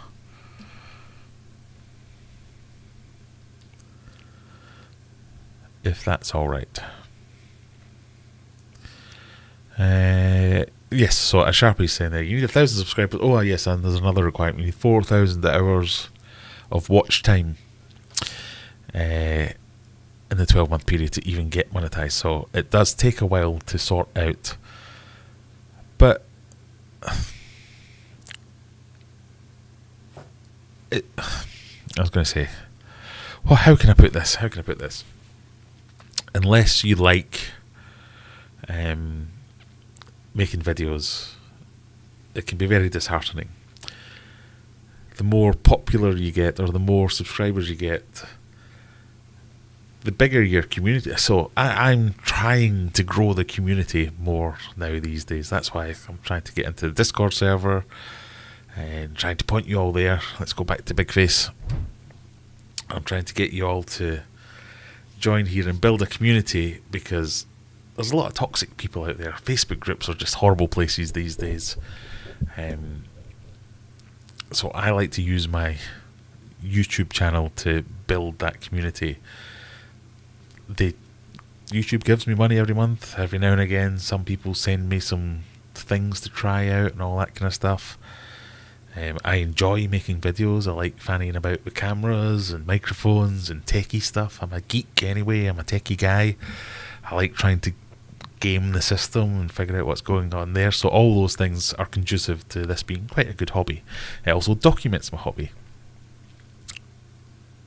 Money's quite way far down in the priority stack of what makes me do this. So if you have some other driving force of why you want to do videos, so many people that I wish did more videos or better videos. So if you're, I don't know, really knowledgeable about some kind of subject or one type of fish or something like that, definitely do it, because you could help so many people. I'm not knowledgeable about anything. I'm most knowledgeable about Discus, and I'm probably the least knowledgeable person about Discus that I know, if that makes any kind of sense. Where there are people out there that know everything there is to know about plecos or snakeheads or whatever it might be, but they don't make videos, or the videos that they make are terrible. So I wish I could help out more on that side of things. So that's why I want to grow my Discord server, so as I can have all these people can all join together, and we can be a resource for the rest of the fish keeping community. So it's kind of like an online fish club, if you like. At the moment, we're just in the grow stage, build numbers, get people in, have a bit of a laugh, all that kind of stuff. But yeah, who knows? Eventually we might make it a club. It's not something I'm trying to monetize or anything like that. It's just a growing a community that doesn't have toxic arses ruining it for everyone else. So, YouTube, great fun. Oh, where I was going with that was it can also be like Facebook groups, very toxic. The bigger you get, the more arseholes that turn up and give you grief and try and troll you, so you have to have quite thick skin. It's very easy to get drawn into drama. It's very easy to start drama. And sometimes it kind of runs away with itself, so you do have to just go into it with your eyes open, but it can be fun. That's all I'm trying to say. When did I get it? I got it for Christmas. I got it so as my children walking back and forward here would know that I'm actually on air and not just talking to myself. And shut the hell up! But it doesn't work for that. There you go, there's the man himself, Phil Clark. Not in tonight, folks. We'll watch back tomorrow. Right, Alex is asking where his order is. That's the big takeaway from tonight. We should get one saying no hair. Some people. Congratulations, Alex. Right, we've got about 5 minutes left, so if you've got any final questions, now is the time to get them in. Aquarium Adventures, I avoid Facebook groups. It's almost like propaganda, like a discus breeder from Birmingham who said the River Nile is the same yeah. I know that discus breeder from Birmingham, and I often have a little bit of a set true with him, yes. So interesting with your insight on YouTube videos. What's it like for you personally? Work-life balance with YouTube. It would be a chore if I didn't enjoy doing it. So I'm generally interested in techie things. I like a gadget. I like a puzzle. I like working things out. So the fact that I have bought lights, I have bought cameras, I have bought microphones, all that kind of stuff. Yeah, that's great. Oh, I get to play with GoPros. Whee, brilliant. I like fish, so I get to use all these things to either talk about fish or film fish. Perfect. Love all that stuff. Work-life balance, it totally gets in the way. So my work is, and if Paul's still here, he'll probably be chortling his head off, but my work can sometimes take a lot of time and take a lot of mental bandwidth, shall we say. So I'm not out there digging ditches, but it's not the easiest of jobs. It takes there's a lot of how to phrase it. I work with a lot of arseholes. It can be quite a challenging job. It's like fitting a square peg into a round hole. It's often impossible. So you're tasked with doing something, and here are all the reasons why it can't be done, but do it anyway. And no matter how good a job you do, someone won't like it, and all that. It's quite a involved job. There's lots of different people, lots of different teams. It's just hard to do. So, I mean, not so much these days, but there would be days where I would be working a 12-hour day and I'd be still working at 9 o'clock at night trying to finish something or work something out. And then you cannot be making a video or something like that. I think I worked out an average of a video takes me about 5 hours to do a video. So I streamline as much as possible. I definitely had to go over the done is better than perfect thing. So just getting things finished.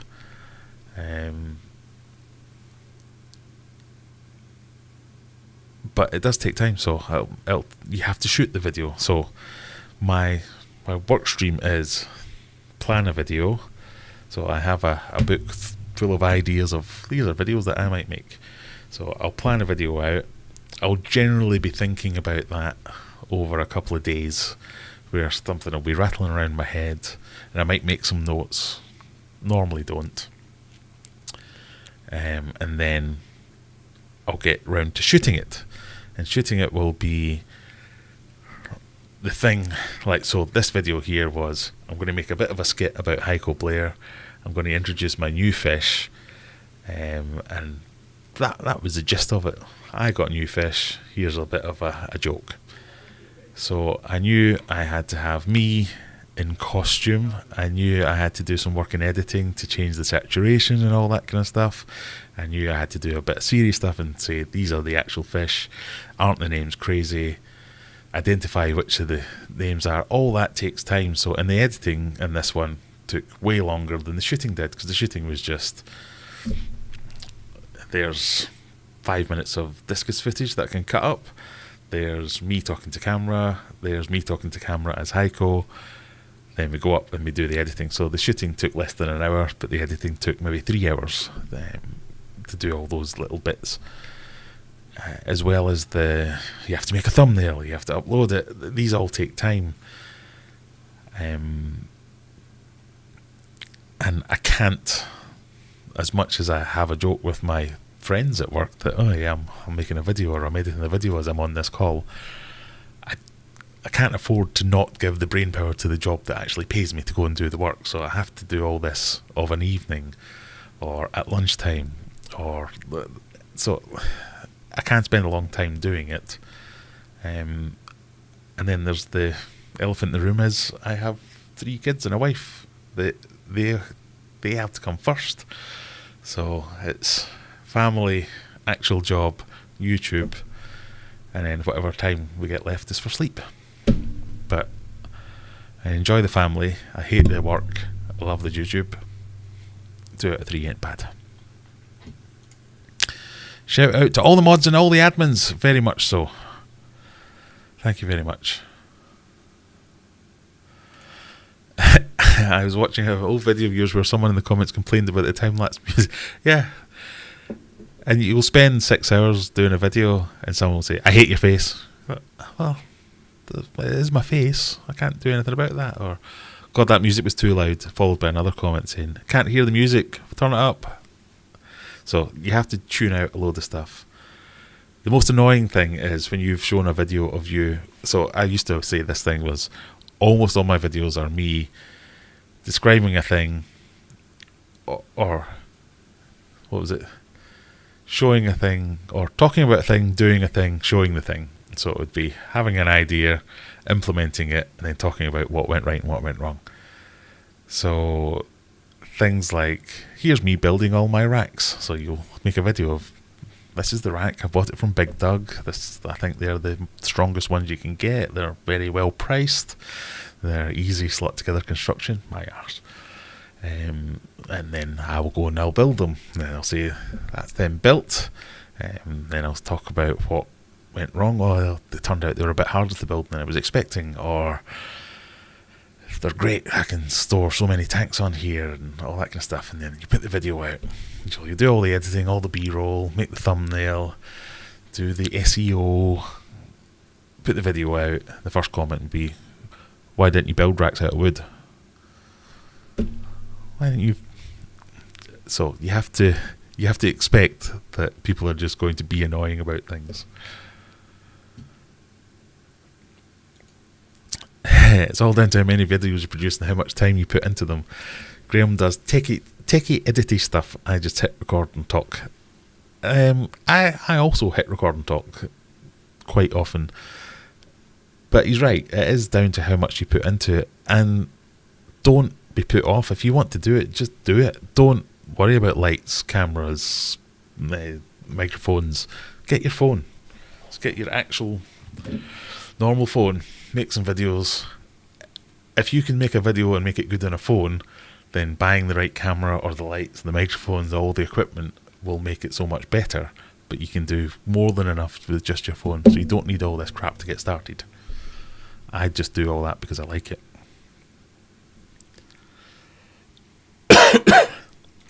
How's the Felix? It's back in my good books. It turns out it was user operator error that was causing me all my problems. Right, I think we're at the top of the hour. We're going to crash out into everyone else. Let me do a quick rundown at the bottom. It sounds like you do my job. I mean, my job isn't hard, really. It's just... Yeah, like I say, I'm not digging ditches. I had someone turn off the gas supply today trying to explain to them why a gas leak is a bad thing. Yeah. I had a day off on Tuesday and I had all the guys from Fisherman Aquatics round, and some arsehole phoned me up on my day off, knowing it was my day off, to ask me the stupidest question I've ever had in my entire life.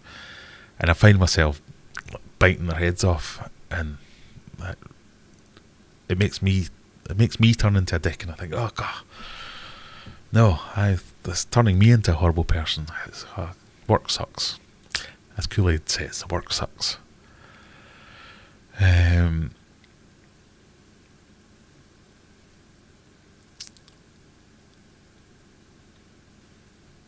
Right, I think we'll leave it there, folks. We've crashed in. We've probably got some cold water aquatics you can go and watch if you want to. Let me see, are they playing tonight? Are they playing tonight as if it's a band? I don't know, because my YouTube's broken. I'm sure Scott, if he hasn't already buggered off to do his other job, I'm sure Scott will put the link down in chat.